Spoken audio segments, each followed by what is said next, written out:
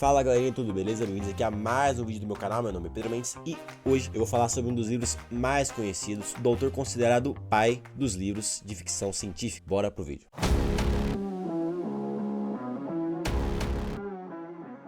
Se você é um bom leitor, se você é um leitor assíduo, você provavelmente já está pensando no autor Júlio Verne, ou Jules Verne, um escritor francês que tem vários livros famosos, entre eles o Volta ao Mundo em 80 Dias e o Viagem ao Centro da Terra. Se você pensou nesse autor, você está certo, o livro sobre o qual eu vou falar é dele sim, mas não é nenhum dos dois que eu referi, mas sim o incrível livro, um livro de aventuras brutal, 20.000 Léguas Submarinas. Esse livro aqui é fabuloso, um livro de aventuras super divertido, super bem escrito, super envolvente, qualquer pessoa se entender bastante com ele, mais de 500 páginas de uma história demais, uma história assim incrível. O Jules Verne, ou Júlio Verne, é considerado o pai do gênero de ficção científica porque ele baseava suas obras, pelo menos as suas obras mais famosas, no conhecimento científico de sua época. Ele viveu ali no século XIX, o livro sobre o qual eu estou falando foi publicado em 1870 e ele fala basicamente sobre aventuras, incríveis aventuras vividas no fundo do mar, no mundo submarino, daí o nome, o 20.000 Léguas Submarinos, o título também já é bastante ilustrativo. Então como é que é a história desse livro aqui? O livro começa já nas primeiras páginas, dando um contexto de que existe uma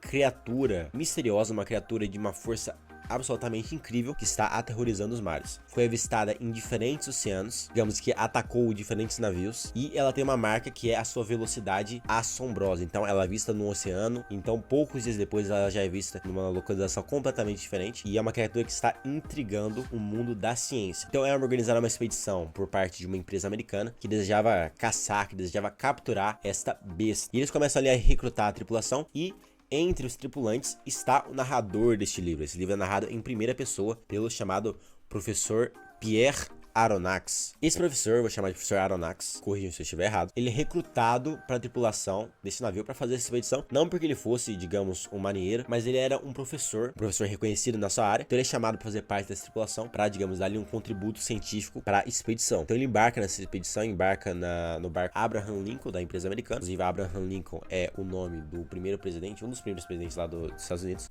Sou um gênio histórico mesmo. E o professor Aronnax vai para esse barco juntamente com o seu fiel ajudante, seu fiel criado, Conselho, que é na prática somente empregada, mas também tem alguns conhecimentos do mundo natural, alguns conhecimentos científicos. Então eles embarcam no Abraham Lincoln e lá eles conhecem o Ned Land, que era um arpoeiro canadense. É canadense ou canadiano que se fala? Eu também não sei. Aqui nesse livro disse que é o arpoeiro canadiano. Sim, esse Ned Land era um arpoeiro conhecido, um homem forte, musculado, com temperamento mais colérico, que estava ali para ajudar a caçar a famosa besta. Inclusive, ele é um personagem bastante cético, porque ele embarcou naquela expedição pensando que não ia dar em nada, porque estavam ali caçando um monstro misterioso, extremamente veloz, que era visto em diferentes oceanos, num curtíssimo espaço de tempo, e ele achava que era absolutamente impossível um navio sozinho encontrar o monstro naquele vasto oceano. Então ele é um personagem bastante cético. Passam ali os dias, o Ned Land e o professor Aronnax ficam discutindo sobre o que poderia ser essa criatura. Ah, será que é um polvo? Não, não pode ser um polvo, porque ele não consegue perfurar os cascos, porque a pele dele não é dura, ele não tem uma força assim. Aí o professor Aronnax vai lá deduzindo, diz que é um mamífero, mas no fundo ninguém sabe de fato o que é essa criatura, e eles navegam ali os oceanos numa esperança quase nula de encontrá-la. Mas então eles avistam a criatura ao longe, uma criatura enorme, que é maior que as baleias, e eles começam a se aproximar, mas aquela criatura, aquele monstro, aquela besta, era muito mais veloz que eles. O Júlio Verne dá aqui as velocidades exatas, não sei quantos nós, etc e tal, e ocorre ali um momento de perseguição, uma cena de ação, na qual o Abraham Lincoln, a fragata americana, o navio da expedição, persegue aquela besta. Eles ficam horas perseguindo aquela criatura, não conseguem chegar perto dela. Então o capitão do navio, o capitão Farragut, ou Farragut, um negócio assim, perde a paciência e fala: quer saber? Capturar uma hora, vamos matar esse negócio. Manda carregar os canhões do navio e abre fogo. E atinge o objetivo, mas acontece um negócio muito estranho. As balas de metal, balas super potentes, canhões de qualidade, de tecnologia de ponta pra época, batem na besta, mas não perfuram. Eles vão pra fora, vão pro lado, deslizam, e eles não conseguem perceber a razão daquilo. Então a criatura chega mais perto, o arpoeiro Ned Land, que o professor Aronnax tinha conhecido, lança o arpão. Pra quem não sabe, um arpão é um tipo de lança que era utilizada pra caçar baleia. baleias. Então Ned Land lança um arpão, mas o arpão também não causa nenhum ferimento, então a criatura se choca com o navio. Há um grande choque, um grande embate. A criatura vai com tudo pra cima do Abraham Lincoln. E nesse embate, o professor Aronnax, juntamente com seu criado Conselho, vai ao mar. Corre ali alguns momentos de confusão, um grande caos. Eu não me lembro se o professor Aronnax chega a desmaiar ou não, mas o fato é que quando eles se dão conta, o professor Aronnax e o Conselho estão sozinhos no meio do oceano, percebendo que a morte era somente uma questão de tempo. Eles passam a noite no mar, tentando ali sobreviver, tentando flutuar, tentando boiar, e eles percebem ali que o fim está próximo. Começam a gritar ali desesperados, mas sabem que ninguém vai ouvir porque eles estão no meio do oceano. Então eles ouvem uma voz respondendo o grito de socorro deles. No último esforço eles nadam ainda mais e encontram uma pequena ilhota. E lá estava quem? O Ned Land, o arpoeiro, também tinha sido lançado pro mar quando o navio se chocou com a besta. Então eles se reúnem naquela ilha, só que não era bem uma ilha, porque primeiro, ela se movia e segundo, era de metal. Então eles percebem que eles estão numa superfície de metal, que só pode ser a besta que eles estão procurando. Então eles descobrem que, na verdade, aquela criatura não era nenhum mamífero, não era nenhum polvo, era sim um submarino. Ah, agora eu entendi!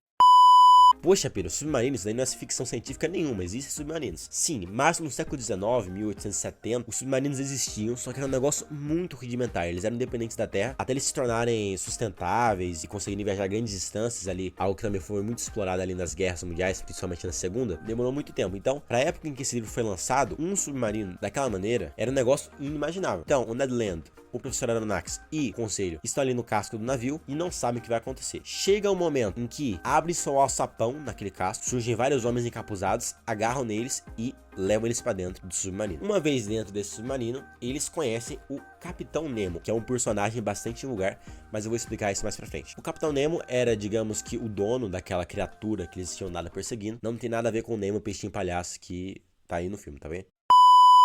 Eles conhecem o Capitão Nemo, o dono do submarino, e eles percebem que tá ali um grande momento na vida deles. Porque agora eles tinham descoberto o grande segredo, que na verdade aquela criatura que estava aterrorizando os mares não era um mamífero, não era uma baleia, não era um polvo, era um submarino controlado por humanos. E obviamente o Capitão Nemo, o capitão do submarino, não queria que aquilo fosse espalhado pelo mundo. Então ele faz uma proposta até bastante boa para os personagens principais da história, que é: olha, vocês podem fazer parte da minha tripulação, vocês podem viajar no fundo do oceano, conhecer os segredos desta máquina, só que vocês não vão ter liberdade, vocês não vão poder sair pra contar aí pro mundo o que vocês viram. Obviamente que os personagens aceitam, até porque eles não tinham escolha, e eles se tornam tripulantes do Nautilus. Nautilus era o nome da máquina do Capitão Nemo. Essa é basicamente a parte inicial da história, e depois eles vivem muitas aventuras a bordo do Nautilus, e é de fato um livro muito envolvente, um livro muito bom. Não é um livro muito fantástico, no sentido de aparecer, sabe, fadas e cavaleiros e centauros, essas coisas. É um livro mais voltado à ficção científica, na qual o Júlio Verne, baseado no conhecimento científico que existia na época dele, ali segunda metade do século XIX,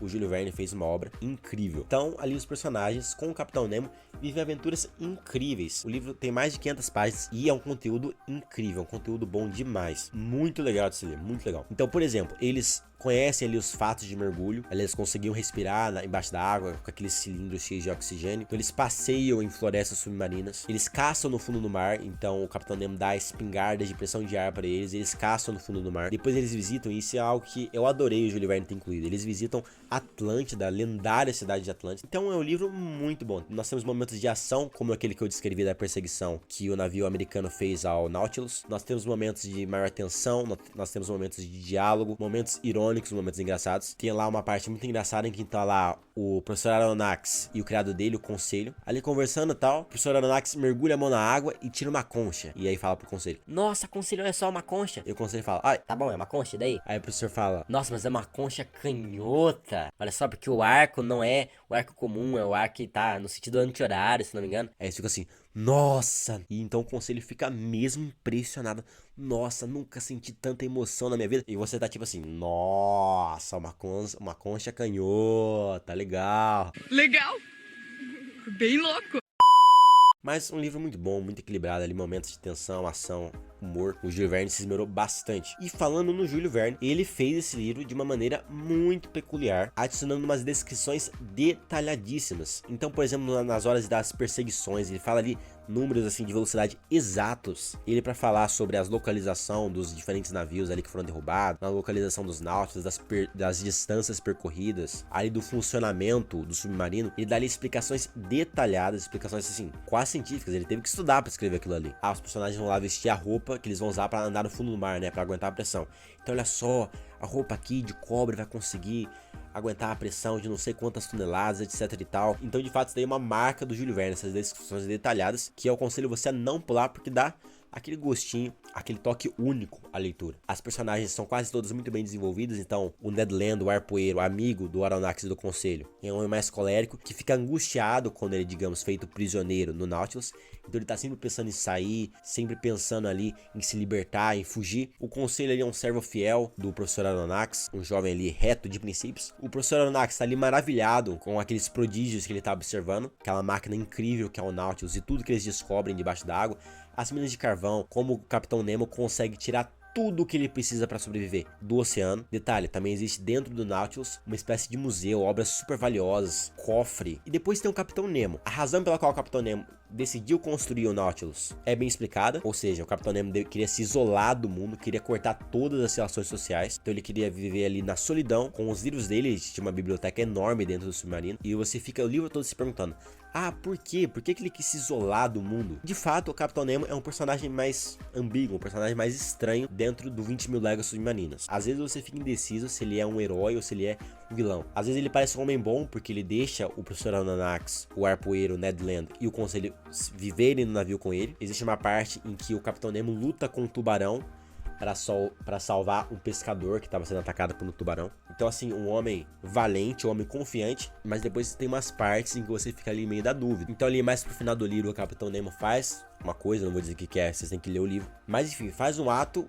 horrível. E nessa cena revela-se um ódio verdadeiro. Não, de novo, não é o ódio do peixinho palhaço Nemo lá do filme. É um ódio assim tenebroso, um ódio sombrio. Ele ali tem um ataque de fúria, fala que perdeu família, perdeu esposa, perdeu filhos, perdeu tudo. Então de fato é um personagem mais estranho, e o Júlio Verne nunca chegou a revelar de fato a verdadeira história por trás deste personagem. E é claro que existem ali uns mistérios. Olha só, se o Capitão Nemo decidiu cortar relações com o mundo exterior, viver ali solitário, somente com o submarino dele e a tripulação dele, por que ele tinha um cofre, por que ele tinha tesouros? Enfim, 20 mil léguas submarinas é de fato uma obra brilhante, muito bem escrita, descrições minuciosas, um estilo bastante envolvente que o Júlio Verne desenvolveu ali com suas explicações detalhadas científicas, bons personagens, um personagem misterioso, um personagem mais ambíguo que é o Capitão Nemo, e várias aventuras incríveis. São 500 páginas, você vai adorar. Acho que nem chega a ser aquela leitura tipo do Senhor dos Anéis, que às vezes é meio chato, meio arrastado.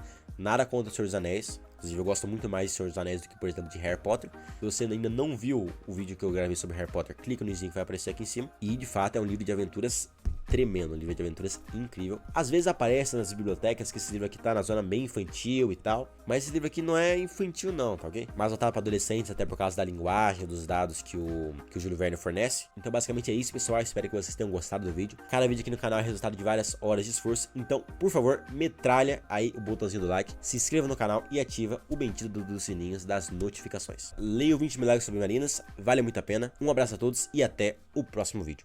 Fui!